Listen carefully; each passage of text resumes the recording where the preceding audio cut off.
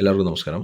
ഇന്നത്തെ ഹിന്ദു എഡിറ്റോറിയലിലേക്ക് സ്വാഗതം. Water was opening up the entire Indus water treaty could come with its challenges. ഇന്നത്തെ editorial deal ചെയ്യുന്നത് ഇൻഡസ് വാട്ടർ ട്രീറ്റിയെക്കുറിച്ചാണ്. ഏത് വർഷമാണ് ഇൻഡസ് വാട്ടർ ട്രീറ്റി സൈൻ ചെയ്തിരിക്കുന്നത്? 1960. ഈ ട്രീറ്റി ആരൊക്കെ തമ്മിലാണ്? ഇന്ത്യയും പാകിസ്ഥാനും തമ്മിലാണ്. ആരാണ് ഇനി മീഡിയേറ്റർഷിപ്പ് വഹിച്ചിരിക്കുന്നത്? ആരാണ് ഇടനിലക്കാരനായി നിന്നിരിക്കുന്നത്? വേൾഡ് ബാങ്കാണ്. ഇത്രയും കാര്യങ്ങൾ ഓർത്ത് വെക്കുക. എന്തുമായി ബന്ധപ്പെട്ടാണ് ട്രീറ്റി?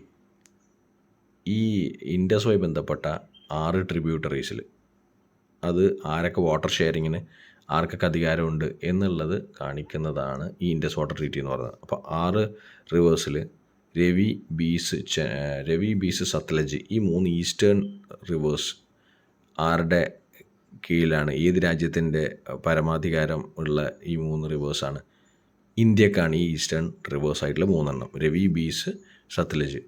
ചെലം, ചെനാബ്, അതുപോലെ തന്നെ ഇൻഡസ്, ഈ 3 റിവേഴ്സും ആരുമായി ബന്ധം? പാകിസ്ഥാനിന് അൺറെസ്ട്രിക്റ്റഡ് ആയിട്ടുള്ള ഉപയോഗത്തിനുള്ള 3 റിവേഴ്സാണ്.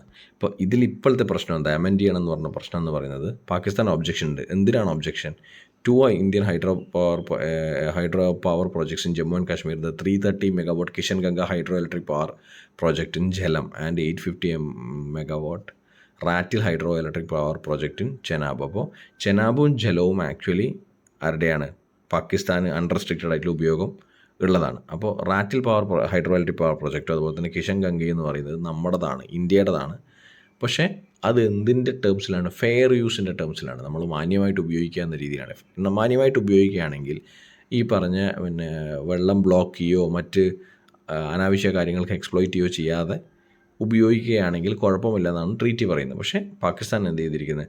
അത് നേരെ കോർട്ട് ഓഫ് ആർബിട്രേഷനിലേക്ക് റെഫർ ചെയ്തിട്ടുണ്ട്. ഇങ്ങനെ എന്താ പറയുക, ഇന്ത്യ ഇങ്ങനെ ചെയ്യുന്നു എന്ന് പറഞ്ഞിട്ട് കോർട്ട് ഓഫ് ആർബിട്രേഷൻ ഹേഗിലേക്ക് പറഞ്ഞിട്ടുണ്ട്. പക്ഷേ ഇന്ത്യ എന്താ പറയുന്നത്? സാധാരണഗതിയിൽ വേൾഡ് ബാങ്ക് മീഡിയേറ്റ് ചെയ്യുന്ന ഒരു ട്രീറ്റിയാണിത്.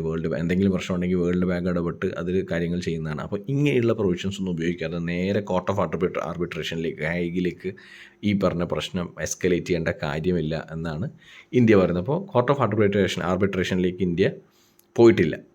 അപ്പോൾ ഇതിൽ വേറെ പ്രശ്നം വെച്ചാൽ നോ ബൈലാറ്ററൽ ടോക്സ് ഇവർ തമ്മിൽ നടന്നിട്ടേ ഇല്ല. ഇന്ത്യയും പാകിസ്ഥാനും എങ്ങനെ ബൈലാറ്ററൽ ടോക്സ് നടക്കും? എപ്പോഴും പ്രശ്നങ്ങളല്ല, പൊളിറ്റിക്കലി അതുപോലെ തന്നെ ടെററിസവുമായി ബന്ധപ്പെട്ടൊക്കെ ഒരുപാട് പ്രശ്നങ്ങളുള്ളത് കൊണ്ട് ഇന്ത്യ ബൈലാറ്ററൽ ആയിട്ടുള്ള ടോക്സ് പാകിസ്ഥാനുമായിട്ട് തൽക്കാലം ചെയ്യുന്നില്ല.